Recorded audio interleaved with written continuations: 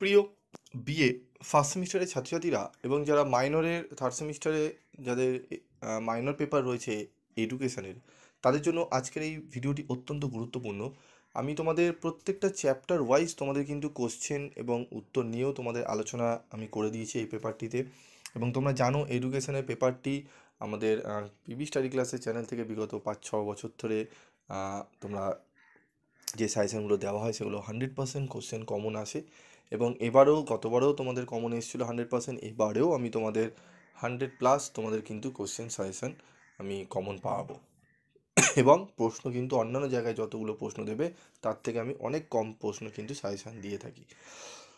এবং যারা আমার কাছে ক্লাস করে, মানে পিবি স্টাডি ক্লাসে যারা অনলাইন ক্লাস করে, তারা কিন্তু এডুকেশন এই সাবজেক্টটিতে মোটামুটি 80+-এর নিচে কেউ কিন্তু সবাই নাম্বার পায়, তার নিচে কিন্তু খুব কম ছেলেমেয়েরাই নাম্বার কিন্তু পায়। তো বেসিক কিছু কারণ রয়েছে এডুকেশন সাবজেক্টটি তোমাদের খুব ভালো করে আজকে আমি আলোচনা করব।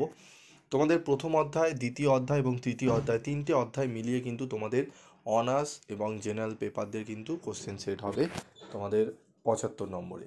ঠিক আছে, অনার্সদেরও কোশ্চেন প্যাটার্ন সেম, জেনারেলদেরও কোশ্চেন প্যাটার্ন সেম, শুধু কোশ্চেনগুলো আলাদা কিন্তু হয়।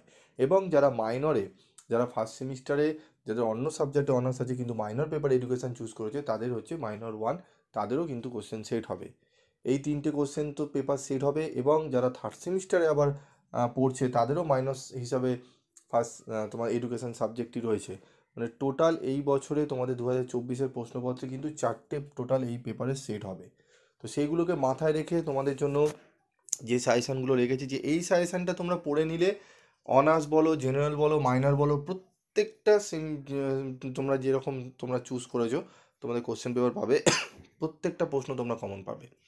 তো চলো দেখে নিই থার্ড সেমিস্টারে আমাদের, ফার্স্ট সেমিস্টারের থার্ড চ্যাপ্টারে যেটি রয়েছে আমাদের শিশুকেন্দ্রিক এবং খেলাভিত্তিক শিক্ষা, child centralism and play way in education.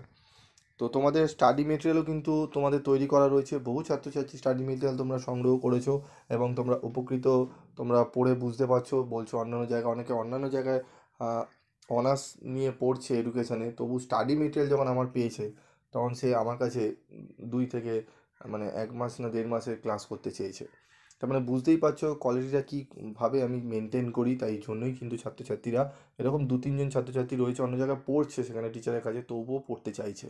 ঠিক আছে বিষয়গুলোকে। তো যাই হোক, তোমাদের আমি চেষ্টা করি যেগুলো কোয়ালিটির মতো, কোয়ালিটির উত্তর তৈরি করার, এবং অনার্সদের জন্য আলাদা উত্তর সেট করি এবং জেনারেলদের জন্য আলাদা উত্তর সেট করি। ঠিক আছে, কারণ অনার্সে একটু কিছু কিছু শব্দ ব্যবহার করতে হয় যেগুলোতে নাম্বার খুব ক্যারি হয়, সেগুলো আমরা খুব ভালোভাবে এখানে চেষ্টা করি তুলে ধরার। তো প্রথম যে প্রশ্নটি তোমরা পড়বে, কিন্ডারগার্টেন পদ্ধতি কী? এই পদ্ধতির সুবিধা এবং অসুবিধাগুলি আলোচনা করো। প্রজেক্ট বা প্রকল্প পদ্ধতি কী?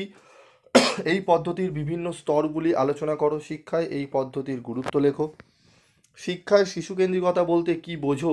শিক্ষায় শিশুকেন্দ্রিকতার তাৎপর্য লেখো। কিন্ডারগার্টেন এবং মন্টেসরি পদ্ধতির মধ্যে প্রভেদ বা পার্থক্য আলোচনা করো বা তুলনামূলক আলোচনা করো।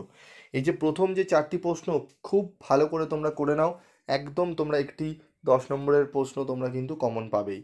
তারপর রয়েছে দেখো, মন্টেসরি শিক্ষা ব্যবস্থার প্রধান বৈশিষ্ট্যগুলি আলোচনা করো। এই পদ্ধতির সুবিধা ও অসুবিধাগুলি লেখো।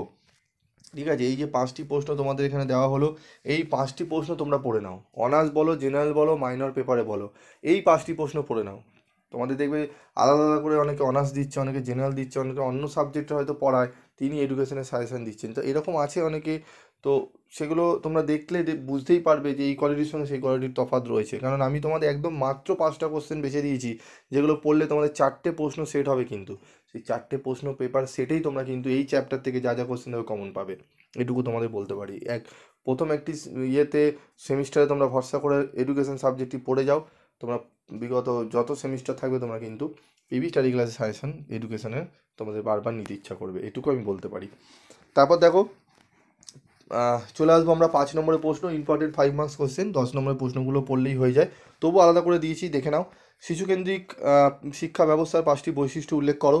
কিন্ডারগার্টেন এবং মন্টেসরি শিক্ষা ব্যবস্থার মধ্যে তুলনা করো। খেলা ও কাজের মধ্যে যে কোনো 5টি পার্থক্য লেখো। খেলাভিত্তিক শিক্ষার 5টি বৈশিষ্ট্য লেখো।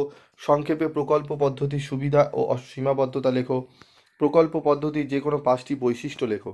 এই যে 6টি প্রশ্ন এখানে বললাম, এই 6টি প্রশ্ন 5 নম্বরের জন্য পড়ে গেলে একদম এখান থেকে 2 মার্কসের প্রশ্নও কভার হয়ে যাবে, 5 মার্কসের কোশ্চেনও কভার হয়ে যাবে। এই প্রশ্নগুলো ভালো করে করে যাও, একদম তোমরা কিন্তু 100% তৃতীয় অধ্যায় থেকে যা যা প্রশ্ন দেবে তোমরা সব কমন পাবে। ঠিক আছে? এবং যারা স্টাডি মেটেরিয়াল সংগ্রহ করতে চাইছো, অত্যন্ত কম রেমুনারেশনের স্টাডি মেটেরিয়াল তোমাদের রয়েছে। তোমাদের অন্যান্য জায়গায় দেখবে একটু দাম এখন হয়তো একটু রিডিউস করা হয়েছে। তো আমি তোমাদের গোড়াই আমি তোমাদের কম রেমুনারেশন আমি কিন্তু তোমাদের চেষ্টা করি কোয়ালিটির অ্যান্সার নোটস দেওয়া। তো যারা নিতে চাও হোয়াটসঅ্যাপ করে নিও 7278981430 এই নাম্বারে। এবং যারা ফিনান্সিয়াল দিক থেকে একটু প্রবলেমে রয়েছো তারাও হোয়াটসঅ্যাপ করে, আমি চেষ্টা করবো যতটা পারার আমি করে দেওয়ার।